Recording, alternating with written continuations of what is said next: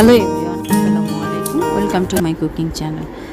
যারা বাচ্চাদেরকে টিফিনে কি দিবেন, কি ভাবছেন, কি করব সকালবেলা সবারই এরকম একটা টেনশন হয়ে থাকে যে আমরা আসলে বাচ্চাদেরকে টিফিনে আসলে কি দিব।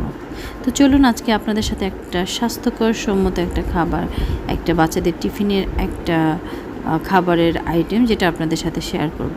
তো আমি ফার্স্টে এখানে নিয়েছি ব্রেড এবং দুটো ডিমকে আমি একটু বড় করে এভাবে ভেজে নিচ্ছি।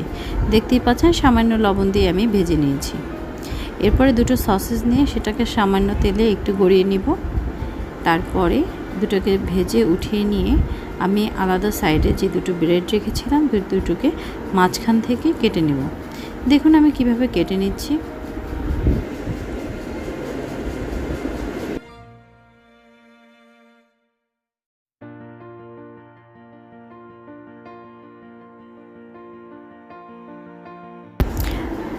কাটা রুটির মাঝখানে আমি দিয়ে দিচ্ছি টমেটো সস। ভালো করে টমেটো সসটাকে এভাবে দিয়ে দিবেন।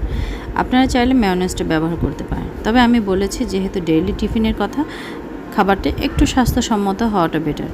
আমি এখানে শসাটা ব্যবহার করছি না, আমার বাচ্চাটা শসাটা পছন্দ করে না। যাদের বাচ্চারা শসা খেতে পছন্দ করে তারা চাইলে এখানে শসাটাও দিয়ে দিতে পারেন।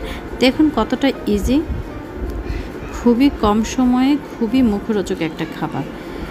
ট্রাস্ট মি, বাচ্চারা এই খাবারটা অসাধারণভাবে পছন্দ করে। আমার মেয়ে তো খুবই লাইক করে, দেখতে যতটা ইয়ামি, খেতেও সত্যি ইয়ামি, অনেক বেশি টেস্টি এবং সুস্বাদু। এখন আমি দিয়ে দেবো এর উপরে চিলি সস। চিলি সস দিয়ে যখন আমি এটাকে ভালো করে মোড়াবো তখন দেখতে আরও বেশি সুন্দর লাগবে। তো এই ছিল আজকের রেসিপিটি। যদি ভালো লেগে থাকে তাহলে অবশ্যই আজকের রেসিপিটি শেয়ার করতে ভুলবেন না। আর যারা এখন পর্যন্ত পেজটাকে সাবস্ক্রাইব করেন না তারা অবশ্যই সাবস্ক্রাইব করে দেবেন। আসলে আমার পেজটা অনেক নতুন, তাই আপনাদের সহযোগিতা, সুন্দর সুন্দর রান্না দেখার জন্য অবশ্যই আমার পেজটাকে ফলো করে রাখবেন।